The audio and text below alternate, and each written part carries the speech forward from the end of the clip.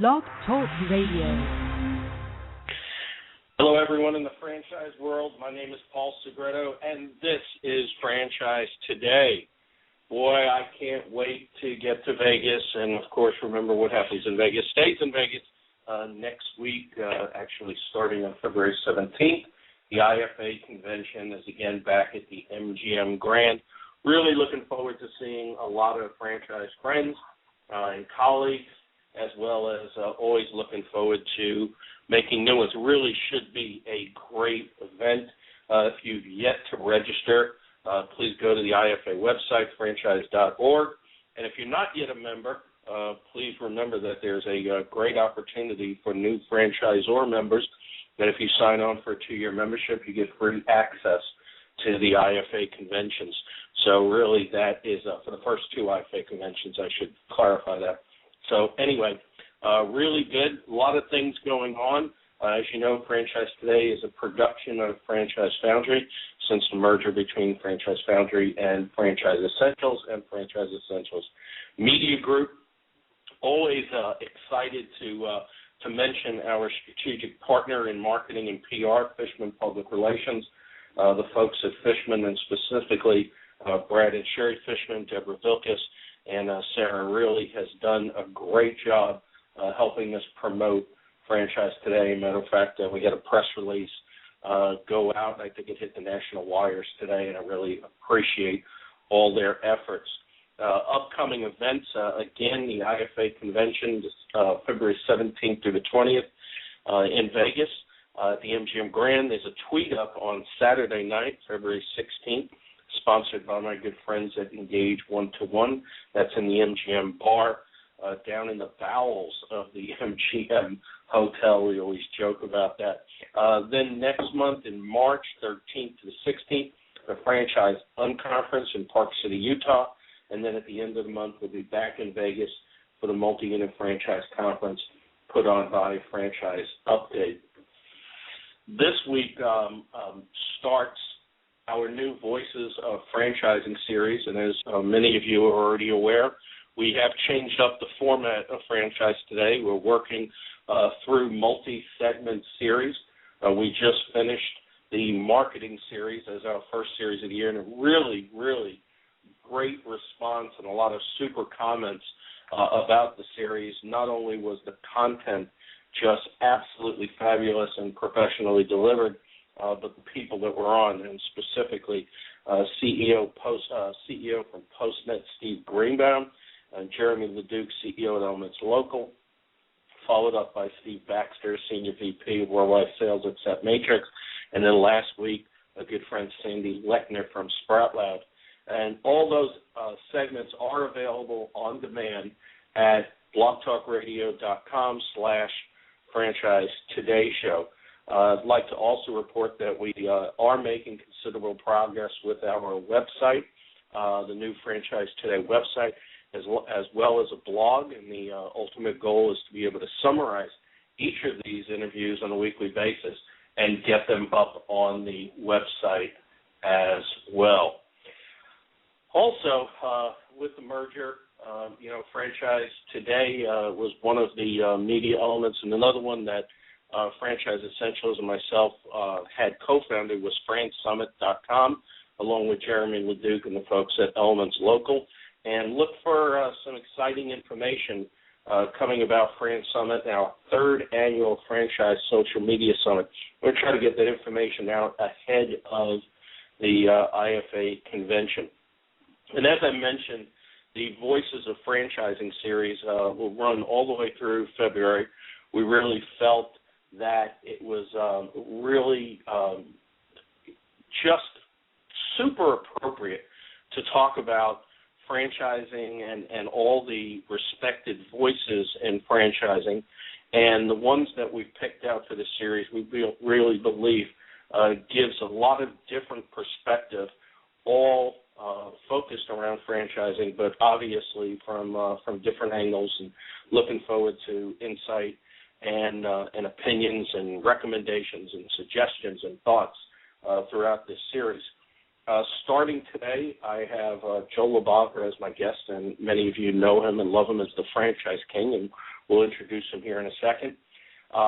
This Tuesday, we have a special event in the series. Nick Powell's of No Limit Agency, formerly No Limit Media Consulting, will be on, and we'll be on live at 11 a.m. on Tuesday the 12th as a special event, talking about his newest venture, 1851 Magazine, which really is a unique perspective in franchising, and they're ready to launch their print publication of 1851 Magazine to coincide with the IFA. So I really appreciate Nick in what must be a very busy schedule being on Tuesday. Originally, we had him scheduled to lead off this series kind of as a transition from marketing into the voices of franchising, but I'm really excited that he was able to schedule a special event for us. And that will lead into 2 days later. Steve Caldera, another unbelievably busy guy in franchising, will be my guest at 11 a.m. next Thursday on Valentine's Day, just a few days ahead of the IFA convention. So one can only imagine what his schedule must be like. And then the Thursday, as the IFA convention finishes up, I'll still be in Vegas, and I'll be broadcasting with Nancy Weingartner, the executive editor of Franchise Times. She can kind of give us an overview of what went on at the convention, as well as a lead into some of the events that Franchise Times will be involved with, such as the Franchise Finance series or Franchise Finance event, and I believe that's also in Vegas in April. And then we're going to wrap up with Therese Silkin from Franchise Update, the co-founder of the Franchise Update Media Group, and really exciting to talk to her coming out of the IFA event, and then also looking forward to the multi-unit franchising event that Franchise Update produces in Vegas in March. So really just a lot of different perspective, and we're really excited. And then just a peek ahead in March to coincide with the multi-unit franchising event, we'll be having a two-part series on multi-unit franchising. We'll be announcing guests here in the next week or so, as well as a two-part series on franchise finance. April and May will be our fourth annual franchise legal series, and we've expanded it. If you remember, 4 years ago, we were a four-part series the last 2 years, a seven-part series this year. We've expanded it again to 8 parts, and it will culminate with a recap of the IFA Legal Symposium in Washington in late May. In June, we have two-part series scheduled. One will be technology and franchising, and the other will be about franchise development as we lead into the summer. And as I've been mentioning and feel it's important to mention again, we typically have taken a break during the summer, but because of popular demand, we will not this summer. Instead, we will do I believe it's 8 or 9 part franchisor spotlight series. And again, this is not to promote a particular brand as much as it is to share some of the best practices that these brands and founders are using to make their brands mega brands, to use a good friend Lonnie Helgenson's term, and successful brands. And we've already got some people scheduled, including Dina Dwyer-Owens, the CEO at the Dwyer Group, on July 11th. And then, of course, towards the end of the year, as September, we're going to focus around the Public Affairs and Leadership Conference by the IFA in Washington. Then in October and November, we'll be talking about franchise leadership, and again, a big segment on franchise sales, and those will be around the Franchise Update Leadership Conference that is, I believe, in Buckhead, and then the West Coast Franchise Expo as well. And then December, we're going to recap, and we have an entire year filled up and have already started planning some special events. As we did last year in August, we had the Dealmaker Summit with Susan Blackbeth. It was a great special event. So we're going to have approximately 8 or 10 special events during the year, including the first one this Tuesday with Nick Powell's. And so that'll be approximately 60 live shows throughout the year. And, of course, all the shows are available on demand at blogtalkradio.com/Franchise Today Show. But enough about that. Let's talk a little bit about today's guest, the franchise king, Joe Libava. He's also the author of Become a Franchise Owner, courtesy of Wiley Publishing. He's on a mission to create a new generation of super successful franchise owners. He provides much-needed advice to individuals interested in franchise ownership with his top-notch advisory services and to the masses via his award-winning franchise blog at franchiseking.com/blog. The oldest, the most experienced blogger in the franchise community. In addition, he works with a select number of franchisors, of course, helping them to boost their marketing efforts. His newest project is the Franchise Biz Directory, and Joe will be talking about that. And while on the show, you could also see some of our Twitter activity going on through @FranNewsRadio and, of course, @Paul Segreto. And if you want to contact Joel through Twitter, @FranchiseKing or @Joel Libava. Joel, welcome to Franchise Today. Thanks, Paul. It's like deja vu. I know, actually, and I shouldn't say welcome or welcome back to Franchise Today. As many of you probably recall, Joel and I, for a short while, worked together, kind of dubbed this the pasta and bagel hour in franchising, and a little bit tongue-in-cheek. But that's what it seems like ages and ages and ages ago. Yeah, it probably was. It was a couple of years. At least a couple of years. And so anyway, but it's good to have you back on the show. And really, I had some people ask and say, Joel Libava, is he a voice in franchising? And of course, I say he's one of the most prominent voices in franchising. Number one, being the oldest, and I don't mean age-wise as much as I do experience, the oldest blogger in franchising. So kind of got here first and spreading the word around, but also from a different perspective of working with people that are exploring franchising. Of course, your book is a big part of that, and I know you provide advisory services to individuals that are exploring franchising. And really, I think it's unfair at this point to even classify them as candidates as much as I would classify them as interested parties. So let's start this in a progressive fashion, Joel. Blogging and franchising. Where were you at that point? What made you start blogging? How has that evolved? That's it's pretty cool how it happened. I was involved in the Cleveland area small business scene, and there was a lot of local blogs that were kind of up and running in Cleveland.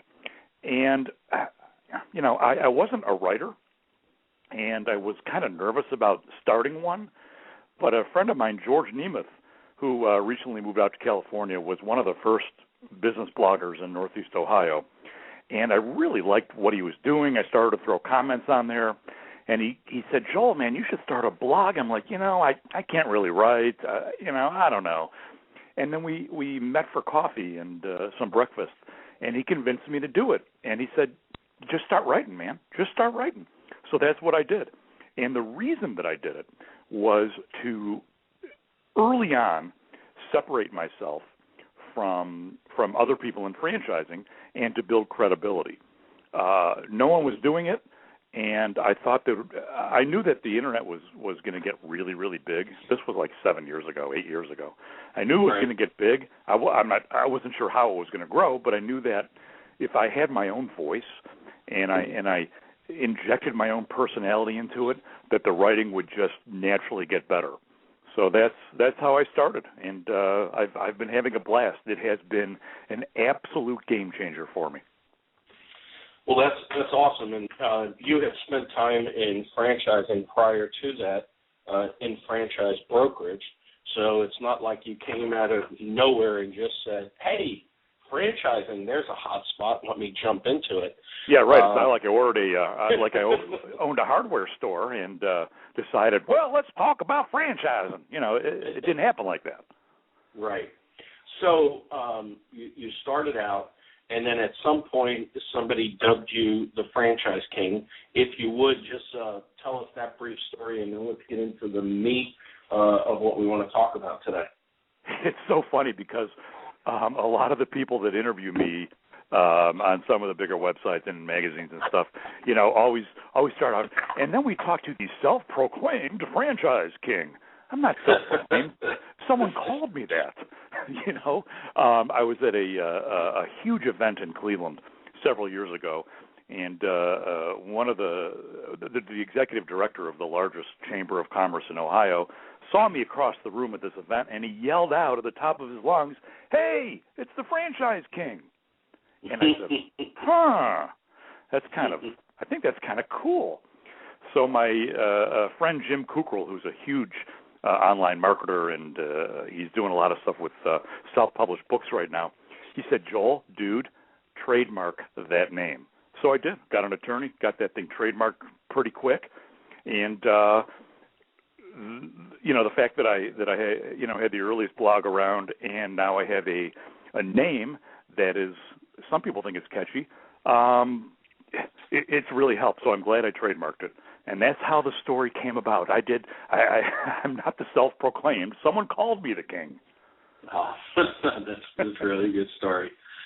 So you got to the point, you wrote a book and explained how that evolved and, of course, how this ties into your advisory services. And then we'll talk a little bit about the perspective of interested parties. Oh, it's a real exciting story. I actually wrote a book review for a gentleman by the name of David Siteman Garland, who owns Rise to the Top, which is a really cool video blog. And I wrote the book review of his book. He sent it to me. I wrote it. And his editor sent me an email. He said, "I really liked your writing. I like the way you wrote the review. I like the way you inject your personality and attempted humor into it. And we are overdue for a book on franchising. Are you interested?" Let me think about it. Yes. Yeah. Of course. I mean, it's what I've been leading up to. 2 years before I signed the book deal, I was thinking to myself, there's a lot of people getting book deals. I better start really lining myself up to do that. So I did it. And the best way to get a book deal is to have a publisher reach out to you. Yeah, I would imagine. And they did. So. And that's through Wiley. Yep, I got it. Wiley gave me an advance. Took about 2 months to negotiate the contract, gave me an advance, and I started writing away. And, this is a guy, me, I never even graduated college. I never took a formal journalism course. But I've been writing, I have, 1,500 articles I've written. So I got good enough where I was able to do it, and then, they have really good editors. So, maybe I used too many commas, but they fixed that. And the name of that book is Become a Franchise Owner. The Startup Guide to Lowering Your Yeah, there you go. And owning what you do and all that fun stuff. Yeah. So it's been great. The book's been out a little over a year. It's doing very well.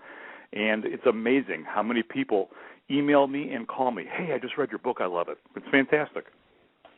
Well, it is a good book, and I have read it, and I've referred it to some people interested in franchising. You're welcome. The thing is, Joel, working with interested parties, and I know through your advisory services, you have people that, contact you that are at various levels of their exploration. I won't even call it due diligence at that point. One key question I think that has to answer is, what is the general perception of franchising by these people that first approach you about looking at a franchise opportunity? That it's really expensive and that they're not sure how to really choose one that can be successful. Okay. Those are really the two things, and they're obviously a fear of losing money. Well, I would imagine, especially coming out of the economic downturn that we did, a lot of people are fearful of that. I know working with some candidates and more since the merger with Franchise Foundry, working with a lot more candidates across various brands.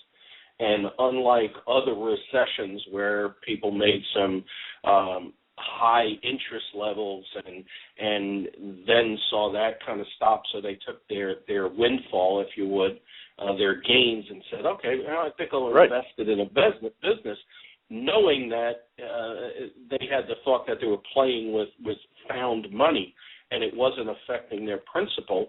And they knew there was risk involved. And even though people today know there's risk involved and definitely should understand there's risk involved, they're still of the mindset that failure is not an option, because a lot of times they are tapping into that principal. Equity in homes has dropped. So the people that come to you and say, Joel, I've looked at this, I've got my finances in order, I'm ready to go, I'm definitely capitalized. I mean, how do you advise those people that have such a cocksure attitude that, they have the necessary financing to move forward? Well, it's funny because, I'm a recovering franchise broker, and when I was doing really well in brokerage, talk about found money. I mean, people were coming to the table with $100,000, $200,000, $300,000 in home equity, sitting there ready to rock, and they were getting loans at 4%. So it was a little more painless to say, okay, I can take $50,000, $60,000 of my home equity. I have $50,000 in cash. I can go to the bank for the rest and do it. It was a lot easier back then. Now, a lot of people have very little equity. It's harder to get a loan. And unless you have a fairly good percentage of your own money coming into the picture, it's still been a challenge. And I know that the IFA and some committees are really trying to press these banks. The president's been trying for years. Karen Mills from the SBA. I mean, everyone's pressing, but the banks still are not loosening up that much. It's a little better. But, so what do I tell people? I tell people that, over 3,000 opportunities to choose from. And I understand that, you're coming from this at different points. I have some people, Paul, that I work with that have been looking at a franchise for 2 months and found me towards the end of their discovery process, and they actually are real candidates. And they're just like, oh, man, Joel, I've been watching, you, I've read your blog. I just want to make sure I'm not missing anything. So I can kind of jump in then, but also there's the people you talked about, the people that just want to explore. And what do I tell them? I tell them to go slow. And I tell them that a loan may be a little hard to get right now, so be patient. And I just try to walk them through the process of, what a franchise really is. And if you're really prepared to what my late father called, are you prepared to own what you do? Right. So, and how I feel about owning what you do. I've developed the program Goya, which is get off your ass. Too many times a franchisee makes an investment. They feel it's a substantial investment, and they can just sit back and make things work. And they need to own what they do. They need to get off their ass. They need to make it happen. And we could talk hours and hours on that aspect. In your book, in Chapter 3, you have Take the Franchise Quiz. What are some of your thoughts behind that, and how do you lead some of the individuals that you're meeting with in the direction of taking the franchise quiz? It's funny. I don't even remember how I came up with the idea, but about 5 years ago I said, you know what, I need to make a free quiz for people, because so many people come to me and ask me if they're right for franchising, or they come to me and I start kind of asking them some questions, and I say to myself, this person needs to get a new job or start their own business from scratch, because they are going to not make it in franchising because of their personality. They want to fight. They don't want to listen. They don't want to follow rules. They want to do their own thing. They want to really take control of everything. So I said to myself, I've got to try to help people not waste time if they're not right for it. So I came up with Take the Franchise Quiz. It's a free online quiz. It takes about 10 minutes for someone to do. And I have to tell you, I was, over the summer, you and I were both featured in Entrepreneur Magazine. And they linked to that quiz. So that website has been getting bombarded with people wanting to fill out the quiz. So I'm usually a couple days behind because I grade these quizzes. I score them personally. I refuse to do it with some type of automation. So I grade each one at a time, and it takes a while. And that's okay because it's worth it. That's part of, what I feel I need to do. I want to make sure that, that only the right people are looking at franchises. So recently, as a matter of fact, 2 weeks ago, I made the decision to only accept quizzes from North America because it was getting to the point that I was getting them from other parts of the world where I really can't help anyone, figure out the whole franchise thing. And maybe if I wanted to and I really dug in, I wanted to learn more about the international markets, I could. But you know what? I don't have time. I just don't. So my best use is helping people, really in the United States and Canada. So hopefully the volume will come down. But it's really a helpful tool for people. And, franchisors that are listening, send people over to it. Let's find out. Right. Maybe what you ought to do is a second book should be Become a Franchise Owner International Style. Yeah, so, yeah. Joe, what I really liked about the book is you gave the pros and the cons. Too many times we read about all the fluff, all the great things, all the wishes, hopes, and dreams. And I like the way you pointed out in one of the chapters, what franchising isn't. And, of course, we spend a lot of time in profiling, the ideal franchise candidate. And I know a lot of people that, go through this process and really believe that franchising is right for them and also have what could be described as a misconception that they're right for franchising. And too many people these days throw around the term entrepreneur. So in your opinion, are franchisees entrepreneurs, and do entrepreneurs make good franchisees? It's kind of a loaded question, but I'll take it because it's an important one. My father always told me that he always said, Joel, you see things in black and white. You never see the gray area. Well, he was right.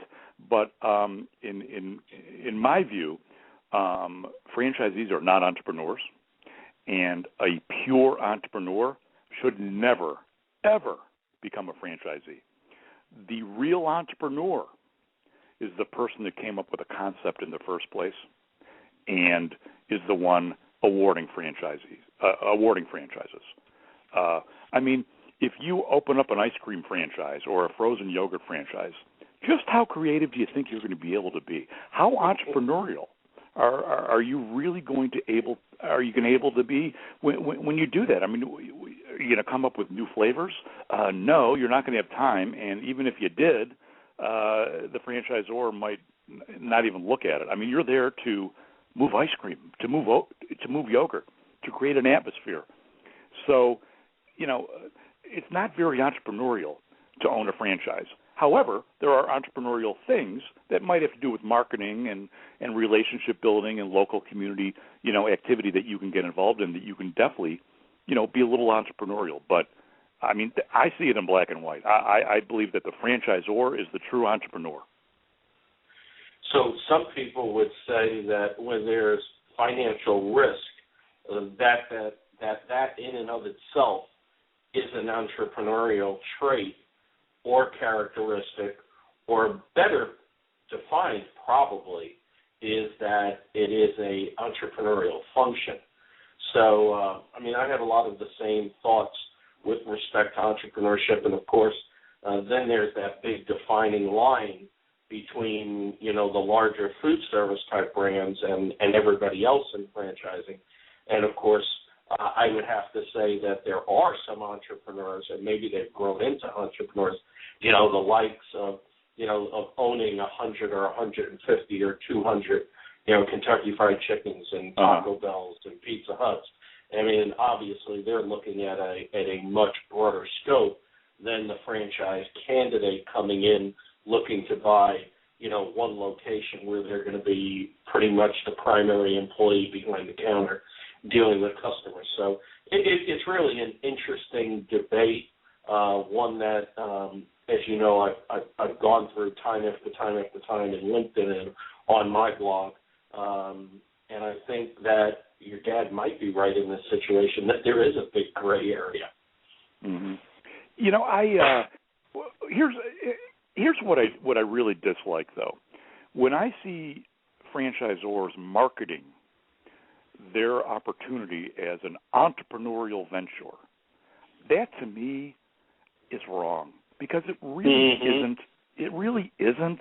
It goes in the same well as a turnkey operation, which you know, my visual and most people's visual of a turnkey means I turn the key and I'm in business.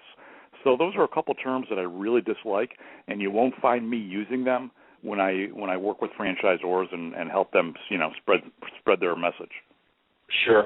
And of course, I know where your reference with respect to, you know, this is an entrepreneurial opportunity, and I think the better term in some of those instances is an enterprise building opportunity, where obviously they have a bigger area, they have a way to grow, they have multi-unit ownership.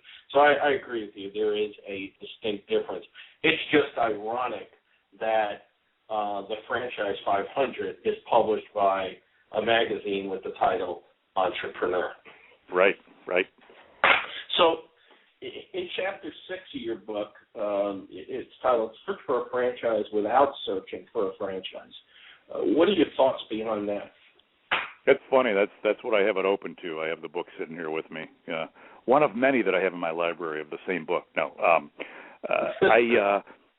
it's important to make some lists, and for anyone that's listening to this who's possibly going to buy a franchise someday, instead of going to some of the really good franchise websites like Franchise Direct, you know, franchise.com, you know, franchise.org, the IFA site is really good. Instead of starting there and kind of getting lost and finding yourself 5 hours later staring at the computer screen and you didn't know it was 5 hours later, why don't you take a look at yourself? Turn off all the electronics, darn it. Take it easy. Take a couple days and figure out who you are. You know, what are you really good at? What do you bring to the table? Are you a strong operations person? Are you creative? Are you a sales superstar? What are you really good at? And then do another list. What are some of the personal quirks that you have? You know, are you laid back, or are you outgoing? Are you aggressive? You know, what's important to you? Do you want to really contribute to your local community and give back? Is that one of the reasons why you want to start a business? So once you have those two lists, then you can go online and start searching for opportunities that match that. I mean, you know, one of the biggest mistakes I see are people that look at a food franchise because they think that they're good with people. Paul, I've worked with so many people that have said, yeah, I want to get in a food franchise. You know, I'm really good working with people. I like schmoozing, you know. I want to go out and, you know, pass samples around at lunch. Okay, that's fine. But what is your role really going to be? You know, so I really invite people to dig in deep to find out what the role is going to be. But it's important to start with yourself before you start looking, because that is how a mismatch can be made if you don't do that. We are live on Franchise Today. My guest today is Joel Libava, the Franchise King and author of Become a Franchise Owner. And Joel, for the people that you speak with that have gone through the process of looking at a franchise and for whatever reason decided not to pursue a franchise, what is their perspective about franchising when they've pretty much, you know, come to a dead end in their exploration process? Well, when they work with me, they first say thank you. And a lot of them say, you know, I wasn't really sure, but after talking with you, I can see what you mean, that I'm probably not right for franchising. A lot of the people admit at the end of their discovery process of, you know, even beginning to look at one, that, yeah, they don't really want to follow the rules. and they were kind of hoping to buy into a system so, maybe they can make money faster, or they didn't have to think of everything. But they really don't like rules, and it probably wouldn't have worked out too well anyway. I hear that a lot. So, there are people within franchising, franchisors in particular, that think that Joe Libava, the franchise king, doesn't like franchising. What do you say to that? I say I wouldn't be in franchising if I didn't like franchising.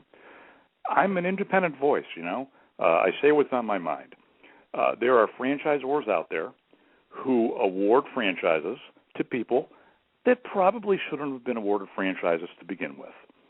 And I try to prevent that by teaching candidates, first of all, how to find a good franchisor and how to ask great questions, and by working with a couple franchisors and really, really hammering on them to be careful who they choose.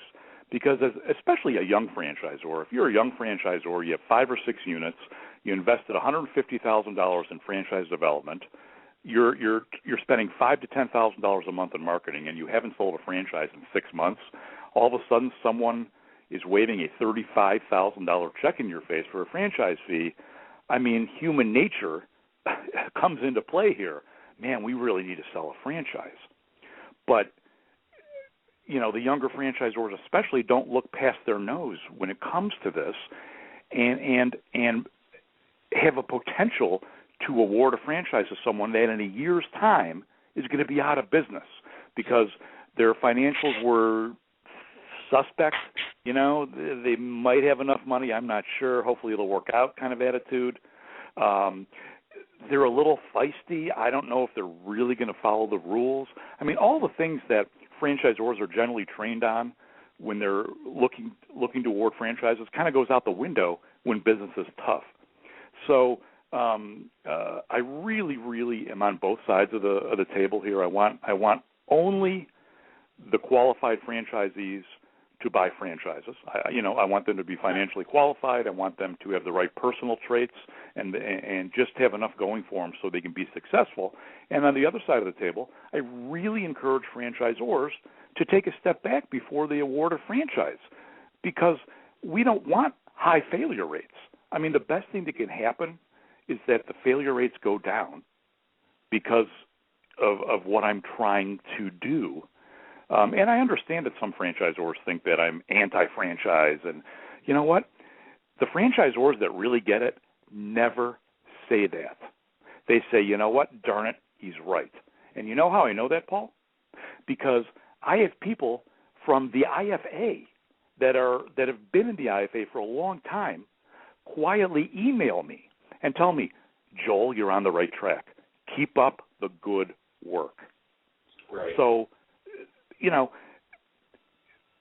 some people won't like some people for whatever reason, no matter what, and that's okay. There's people that I don't like, but that's my problem. Right. I mean, that's the mature way to look at it. But my heart is in the right place, even though I'm not always politically correct. Does that make sense? It does make sense, and I too am very much a believer of very methodical franchise growth, bottom-up profitability before growth that leads to growth, strong franchise system with strong unit economics.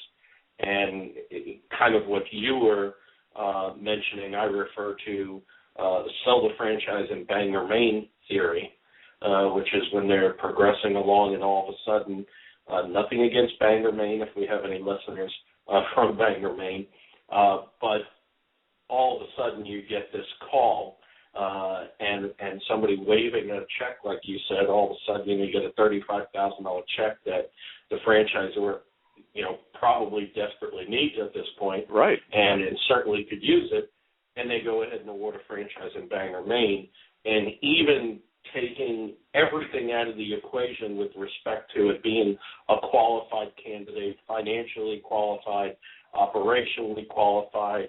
Mm-hmm. From a franchisor standpoint, they can't possibly support them the correct way and will probably never have a mass of their brand up in that area, and it really doesn't make sense. And too many times, we do see it, we have seen it, and we've seen franchisors have to scale back and relaunch or rededicate their efforts and basically cluster out of their backyard.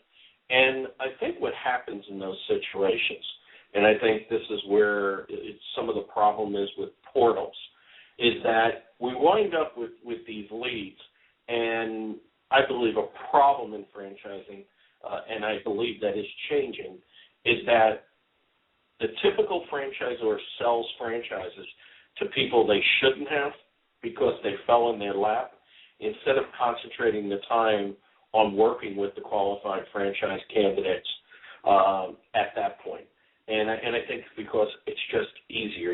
A couple of weeks ago with 3 different franchisors that I talked with, and I think you'll find this interesting, and you and I haven't talked about this yet. The founder that I was talking with, and we're talking about emerging brands, basically said, I'm fine with our franchise sales process, and I'm really fine with the people selling our franchises. And some of them were using internal staff, and some were using brokers, and some were using a combination. And I said to the 3 of them, and each of them, I think, had 3 different people that were working this regard, I said, I would like to prepare a 20-question multiple-choice test based on your FDD, not counting the legal mumbo-jumbo in it. Right. Cold, hard facts that should be shared with a franchise candidate. And I would bet you a dime to a donut, based on a scale of 70% passing, that most of them will not pass. I had these 3 franchisors take me up on it. Yeah. Very simple test, Joel. They all, across the board, got the answer right, and it was the only question they all got right together. How much is your franchise fee? Huh. Out of 9, 8 failed. 8 failed. Didn't know what was in their own FDD. And I'm talking about range of investment. If there was a variable, God forbid, if there was a variable, a population variable for an area, hardly any of them knew it. Some didn't know if there were discounts or a discounted franchise fee for multiple units for their second and third one. A lot of them didn't even know, beyond the founder and the president of the company, other people that might be listed in the disclosure document. It was horrific. Wow. It was horrific. And unfortunately, I think that is probably more the norm than the exception. And, word of advice to, founders, especially of emerging brands, but basically to all founders, really get your inner house in order. It's for your benefit as well as for the benefit of the franchise candidates that eventually become franchisees. Joe, you wrote a great article today. I noticed it on the SBA site. Tell us a little bit about it, because, running into franchise candidates, a lot of times they're like, why can't you tell me this information? So kind of just give us a little bit of insight into that article today, and give us the web address where people could go see it. Sure. You're talking about the one at SBA.gov? That's correct. Yeah, I write for the Small Business Administration. I write a monthly column for them for franchising, and the one that I published yesterday morning. Interestingly enough, Jim Blassingame, the Small Business Advocate radio station guy, called me last night, and he had me on his show early this morning as he read it, and he wanted to discuss it. It was about franchisees that really don't know that there are certain restrictions that franchises have. And it's about all the restrictions that a franchise has. Things like where you can buy your products or services, how the size of your location. If you're going to if you're going to open a retail location, a retail space, you can't look at 2,500 square foot places if the franchisor is telling you between 12 and 1,500 square feet. There's restrictions on the size of the signs, the colors you could use. There's all sorts of things, and a lot of people that are looking at franchises really don't realize that. But as I said this morning on Jim's show, it's not like franchisors, are coming from some evil empire somewhere far away in the other part of the galaxy. I mean, it's to make things uniform. And that's why there's restrictions on things. You know, if you open up a Dunkin' Donuts, you're not allowed to sell magnetized signs that go on cars, and run a little sign shop out of there. Yeah, you're allowed to sell donuts. You know, so there are restrictions on products and services, but it's all for a reason. How do you respond to franchise candidates that say, Joe, before I make a decision to buy a franchise, I really need to know how much money I'm going to make? How do you respond to them? I tell them that there may be some income or gross or net sales information in the document, the FDD that you're going to get, but don't expect it. And even if it is in there, it doesn't matter to me, because I want you to call 10 to 15 existing franchisees of the concept that you're really interested in, and even try to find some of the former franchisees and ask them. And I teach them how to ask the question without sounding that one article I wrote, without sounding like you work for the IRS, because believe it or not, some franchisees are really paranoid. I mean, they're really paranoid. They think that the candidates that are calling them are like from the IRS or something. So you have to be careful how you ask the question. But that's where the answers are. The answers come from the franchisees. So that's what I tell them. You'll find out. You'll find out, okay? I understand you want to know how much you're going to make. It's a very popular question. I understand. You'll find out. Just hang there with me. And that's what I do. It really is a difficult situation, both for the franchisor and for the franchise candidate. Not being able to get some of that information. But, of course, we understand why that those type of disclosure requirements are in place, because God only knows if people were able to just wing it and say, oh, you can make millions. Obviously we can't have anything along those lines. In your book, I believe it's chapter 10, I believe, it all comes down to your franchise research. When a candidate, an interested party comes to you, what is the primary point of research or primary research that you point them to? If you had to tell them one thing that they needed to research, what would that be? It's all about calling and visiting franchisees.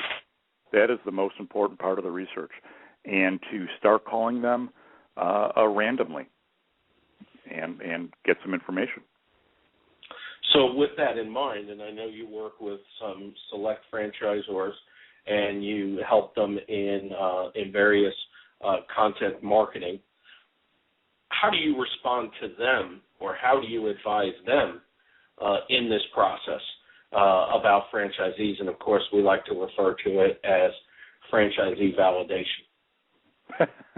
I just tell them to tell the truth. Just tell them what's going on. It's okay, I think, to mention a couple franchisees that they might want to call because maybe they have some things in common. But you have to let these candidates do their thing. And don't worry if they're going to call franchisees randomly. You want them to. Because, let's say that you have 10 candidates and all 10 of them ended up not buying the franchise. The worst thing that can happen is they didn't buy the franchise, you don't have any income coming in right now. The best thing that can happen is you can find out why the validation went wrong, because maybe there is a kink in the system. And that's a great way to find out if the franchisees will share what they've heard. And that's usually part of the process. They'll share it. They'll ask the franchise development representative, they'll share with them, well, I was talking to this Wyoming franchisee, and she was telling me that the location that you and her jointly picked out was terrible, and that she really expected you guys to have a real estate department that had their head together. You got to respond to them honestly. Find out what happened. Maybe the real estate connection in Wyoming was lousy, and that's how it happened. But you gotta be upfront about this stuff. So, do you recommend to interested parties, and at this point franchise candidates, do you recommend that even if they get negative information, that they should share it and further clarify it with the franchisor? 100% every time. Absolutely. Okay. That to me is great advice, because the franchisor needs to know, probably wants to know, and nothing is worse than having what appears to be a good candidate all of a sudden fall out of the system, out of the sales process, because of a negative, and not knowing what that negative might be, so that it can be addressed. Not to them, at least to see what the problems might be, because definitely agree, franchisee validation is absolutely paramount, and is just vitally important. And guess what, Paul? Real quick, Paul, as you know, franchisees that are making money and are happy validate very well. Oh, no doubt about it. I mean, that's part of the theory behind bottom-up growth and profitability. That's right. I mean, if franchisees are making money, they're happy, they're certainly going to sing praises about the brand and about the system. And, at the end of the day, too, I think franchisees want to say good things about it, because if anything, it validates their own decision. That's and right. Number two, it creates more value in their business when and if there's a time that they want to get out and sell for whatever reason. That's right. They want to be able to have some buyers in the pipeline. So it's really to their benefit. So the key, obviously, is to get them to make money. We're live on Franchise Today with Joel Libava, the franchise king and author of Become a Franchise Owner. Joel, as we mentioned, you write for SBA.gov. What other publications or blogs do you currently submit articles to? I write for FranchWire. I've seen you over there too. I write, of course. Yeah. I've been the expert in residence and franchise writer for Small Business Trends for I think like 5 years now, 6 years. I write the annual Franchise Trends article for that site every year, and I write an article every month. I've written on places like Open Forum, Huffington Post, Cox Small Business in Virginia, and I get offers all the time. But I'm a lot pickier now to where I write. I don't do as many unpaid guest posts as I used to. Heck, I've written over 1,500 articles. So, there comes that time where free just isn't there anymore. But once in a while, I'll write a guest post, if it makes sense. Right. Yeah, FranchWire, I'm really impressed with. I think they're getting a lot of traction, and I'll probably be contributing there a lot more. And I'm actually waiting for a final decision. FranchWire might be coming on as our news partner for Franchise Today, and hopefully that'll start next week. So that'll be really good. I really like Sherry and everybody over there. He's a good guy. Yeah. Good people over there. Good information. Really exciting times in franchising. And again, to mention, you have been working with some select franchisors. Tell us about that. I guess it's a new venture, although you've been working with franchisors for quite a while. Yeah, I've been doing it for years. I wanted to expand my content network.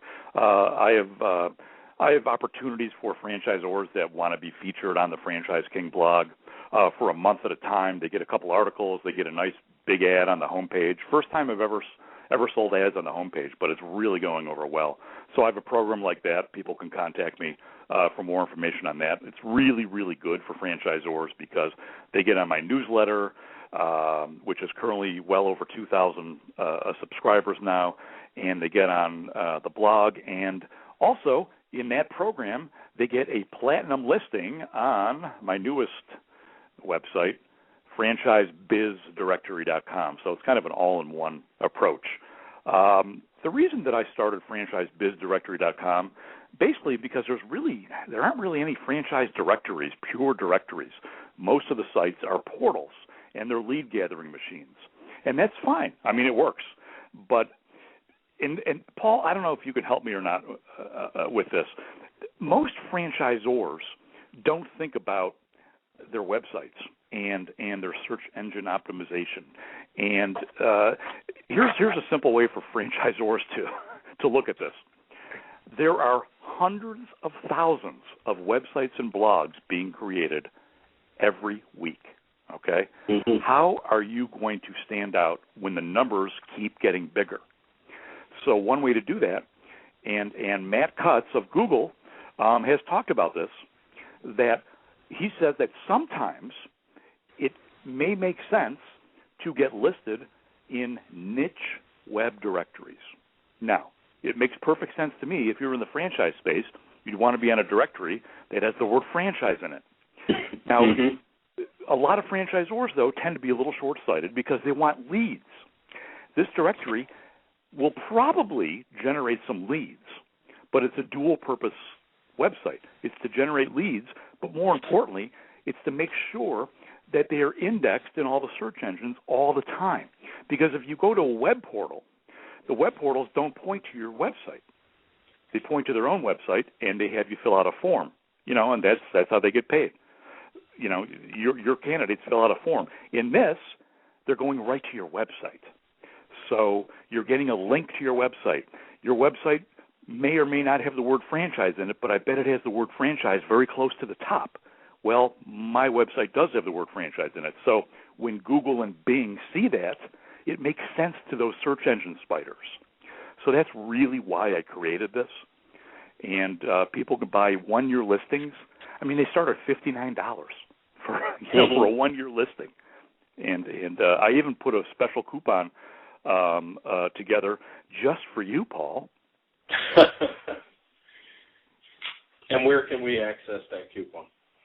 When you go to franchisebizdirectory.com and you submit your listing in the shopping cart, put in all lowercase, put in franchise today, and you'll get 20% off any listing. There's 3 different levels, and they're pretty self-explanatory. And if you need help, maybe doing some editing when you put your information in, put it in as is, and contact me. You'll see it's easy to contact me, and I'll help you with the wording and stuff to make it keyword friendly. But put in franchise today. Wasn't that creative? Franchise today. Very, very creative. In a coupon code in a shopping cart, and I'll leave that coupon code in there as long as Paul says that I should. Okay, I appreciate that. Joel, as always, I love talking to you. Great book, Become a Franchise Owner. Share it with your candidates. I really think, and I'm advising franchisors to do that, because I really think it helps in the process. Any parting thoughts, Joel? Yeah, real quick, it's funny you say that. Rick Nanell, the CEO of Window Genie, called me and he said, Joel, send me a box of books, dude. I'm like, what? He said, I want like 12 books for my 12 area developers. And they had an area developer meeting, and they passed around my books and read them and took a picture of them, because Rick felt that area developers and anyone who's going to be involved in selling franchises should probably read the book, because it really talks deeply about people's fears when they're looking at buying a franchise. Sure, absolutely. Joel, always my pleasure. Look forward to having you on again in the future. Yeah, it was great to meet you in person, man. Yeah, right. Finally. At the FBA conference. Yeah, that was great. All right, everybody, we're getting to the top of the hour. Just a reminder, next week, special edition of Franchise Today on Tuesday, February 12th. Nick Powell will be my guest, talking about 1851 Magazine and its new print launch. And then on Thursday, IFA CEO and President Steve Caldera will be my special guest just days ahead of the IFA convention. So anyway, until next week, my name is Paul Segreto, wishing you the best, the very best in this great thing we call franchising. And Franchise Today is out. When you're part of a military family, you understand sacrifice and support. At American Public University, we honor your dedication by extending our military tuition savings to your extended family. Parents, spouses, legal partners, siblings, and dependents all qualify for APU's preferred military rate of just $250 per credit hour for undergraduate and master's level programs. American Public University. Value for the whole family. Learn more at apu.apus.edu/military.